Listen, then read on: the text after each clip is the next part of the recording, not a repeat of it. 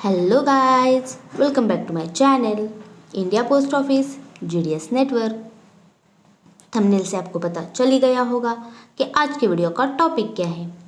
तो आज इस वीडियो में हम rural postal life insurance means RPLI का जो न्यू प्रपोजल फॉर्म होता है वो किस तरीके से फिलअप करना है वो देखने वाले हैं। So without wasting time let's start our video. सबसे पहले यहाँ पे हमें हमारा जो कस्टमर है उनका फ़ोटो यहाँ पे फिक्स करना पड़ता है या पेस्ट करना पड़ता है। उसके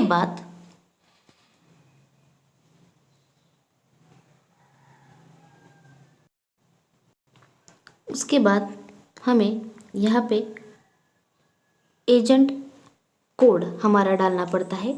सबसे पहले form all entries should be filled in capital letter means capital letter में ही फॉर्म फिलअप करना है। यहाँ पे हमारा जो एजेंट आईडी होता है जो हमें हेड ऑफिस से मिलता है वो यहाँ पे हमें डालना पड़ता है। इसके बाद जो एजेंट होता है उसका नेम यहाँ पे आता है और जो कोड होता है यदि ग्रुप का जो कोड है वो यहाँ पे लेना पड़ता है। उसके बाद हमें प्रपोजल डेट जिस डेट पे हम प्रपोजल लेने वाले हैं उसका डेट यहाँ पे होता है और डेट ऑफ डिक्लेरेशन भी यहाँ यहीं पे होता है। जब हम प्रपोजल इंडेक्सिंग करते हैं उस वक्त जो प्रपोजल डेट निकलता है वो यहाँ और यहाँ पे हमें फिलअप करना पड़ता है।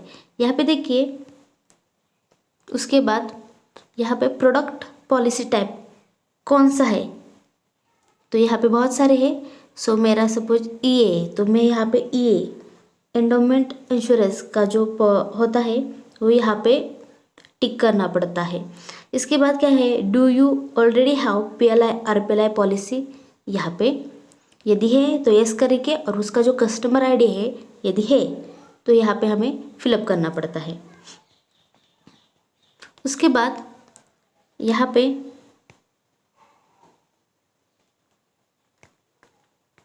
Name, proponent of name, mister, missus, miss, first name यहाँ पे कैपिटल में लिखेंगे, फिर मिडल नेम और लास्ट नेम। उसके बाद यहाँ पे हमें आधार नंबर और पैन नंबर या फिर लिख लेना पड़ता है। आधार नंबर और पैन नंबर लिख लेने के बाद यहाँ पे फादर नेम और मदर नेम लिखेंगे। फादर नेम यदि है फादर है तो फादर नेम लिखेंगे, first name, middle name, last name. Father नहीं है तो मदर नेम लिखेंगे। उसके बाद हमारा जो कस्टमर है उनका जेंडर मेल या फीमेल, उनकी date of birth, married status married है अनमैरिड है और आदर मैरिड है तो मैरिड पे टिक करेंगे, अनमैरिड है तो अनमैरिड पे। इसके बाद एज प्रूफ क्या क्या होता है वो देखेंगे। बर्थ सर्टिफिकेट है तो birth certificate, matriculation certificate, married है तो ड्राइविंग लाइसेंस है, पासपोर्ट, पैन और आधार। पैन आधार होता है तो वो देना पड़ता है।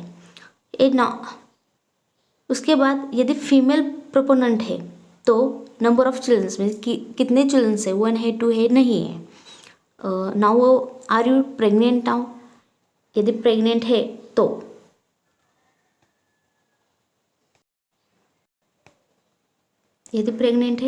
तो यस करेंगे और एक्सेप्टेड डेट ऑफ डिलीवरी यहाँ पे क्लिक करना पड़ता है।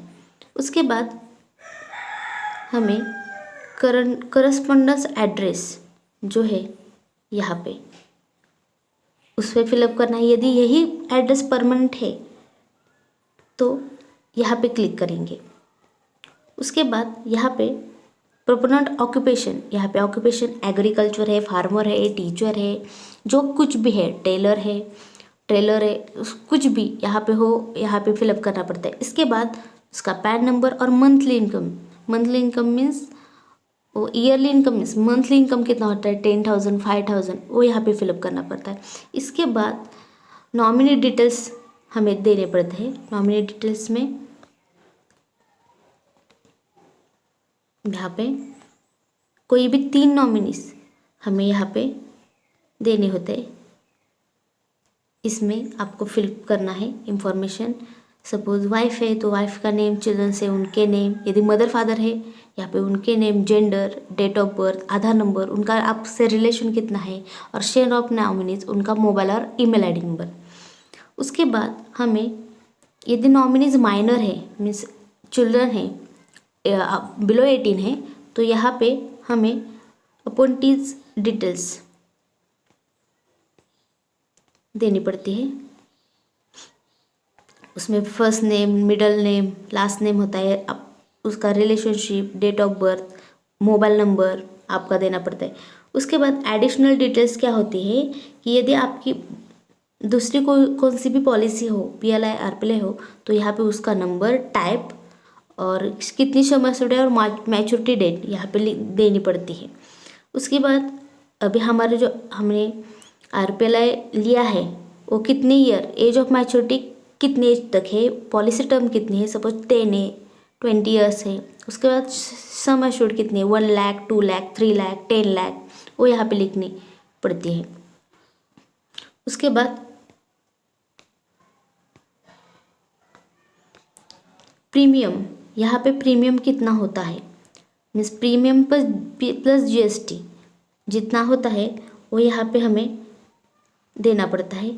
उसके बाद इनिशियल प्रीमियम कितना है वो यहाँ पे देना पड़ता है। और उसके बाद प्रीमियम मोड कैसा है, कैश या ऑनलाइन है। हम जब प्रपोजल इंडेक्सिंग करते हैं उस वक्त ये सब कुछ आता है, वो इन्फॉर्मेशन यहाँ पे हमें लिखनी पड़ती है।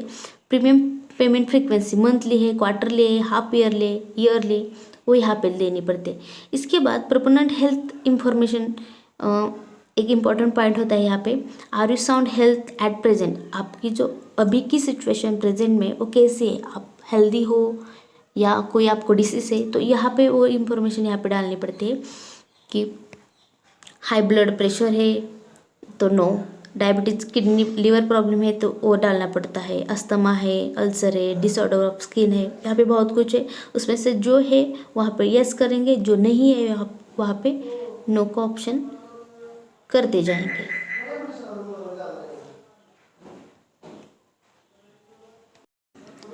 उसके बाद have you ever been hospitalise during last 3 years, और इसकी इंफॉर्मेशन, यदि आप लास्ट 3 ईयर में, यदि आप लास्ट 3 ईयर्स में हॉस्पिटलाइज हुए, हॉस्पिटल में किसी वजह से गए हैं, तो कौन से हॉस्पिटल में गए हैं, पीरियड ऑफ हॉस्पिटलाइजेशन कितने दिन तक थे, और रीज़न बिहाइंड कि उसके पीछे बिहाइंड द रीज़न क्या है क्यों आप हॉस्पिटलाइज हुए। उसके बाद आपको बर्थ डिफेक्ट कुछ है क्या, मीन्स दमा या डायबिटीज़ इस तरह का, यदि यस है, नो है तो नो करेंगे, यस है तो उसकी डिटेल जो है वो यहाँ पे हमें देनी पड़ती है। इसके बाद जो नेक्स्ट पेज है इस पे हम डिक्लेरेशन ऑफ प्रोपोनेंट यहाँ पे देना पड़ता है। यहाँ पे उनका नाम लिखेंगे जो प्रोपोनेंट है, कस्टमर है उनका, और यहाँ पे डिक्लेरेशन देना पड़ता है कि आई एम, यहाँ पे नेम आएगा, सन यदि अनमैरिड है तो सन, डॉटर ऑफ, फादर नेम आएगा, यदि मैरिड है तो वाइफ ऑफ, हस्बैंड नेम आएगा, एज। इसके बाद कि मैं कौन, हाइपरटेंशन, डायबिटीज़ और इस जैसा कोई भी मुझे बीमारी नहीं है, यहाँ पे हमें डिक्लेरेशन देना पड़ता है। और मुझे I have been suffering from diabetes hypertension for the last, यदि है तो यहाँ पे कितने ईयर से है यहाँ पे देना पड़ता है। उसके बाद यहाँ पे फिर से उनका नाम आएगा, आई हियरली बाय अग्री द पेड फी पर इंडिविजुअल, यदि है तो इसका जो एक्स्ट्रा जो चार्जेस होता है पॉलिसी का वो यहाँ पे हमें देना पड़ता है। उसके बाद यहाँ पे प्रोपोनेंट का सिग्नेचर और थंब इम्प्रेशन आएगा, जो प्रपोजल इंडेक्सिंग की गई उसकी डेट यहाँ पे हमें लिखनी पड़ती है। जो नेक्स्ट होता है उसमें declaration of case of illiterate, यदि जो आदमी है वो उसे पढ़ना नहीं आता है तो जो इन्फॉर्मेशन है वो उसके बारे में हमें फिलअप करनी पड़ती है। और जो लास्ट यहाँ पे नेक्स्ट आता है ये है डिक्लेरेशन ऑफ एजेंट सेल, यहाँ पे एजेंट का नाम आएगा, उसके बाद उसका आईडी नंबर आएगा, working as a working as a BPM in a BO का नाम, SO का नाम, अंडर जो डिवीजन है उसका नाम यहाँ पे आएगा, यहाँ पे SO और BO का नाम आएगा, वर्किंग एज अ BPM। और यहाँ पे सिग्नेचर स्टैम्प, जिस दिन प्रपोजल इंडेक्सिंग की है उसकी डेट। उसके बाद नेक्स्ट आता है मेडिकल एग्जामिनेशन सर्टिफिकेट। यहाँ पे लिखना पड़ता है कि जो प्रपोजेंट है उनका नेम और who has thumb impression given below, कब दिया था वो यहाँ पे देना पड़ता है। और यहाँ पे सिग्नेचर आता है प्रोपोनेंट का, जो कस्टमर है उनका सिग्नेचर आता है, और जो मेडिकल ऑफ एग्जामिनर होते हैं वो यहाँ पे साइन कर देते हैं। और ये जो बाकी का है वो ऑफिशियल वर्क है, यहाँ पे हमें कुछ नहीं करना होता है।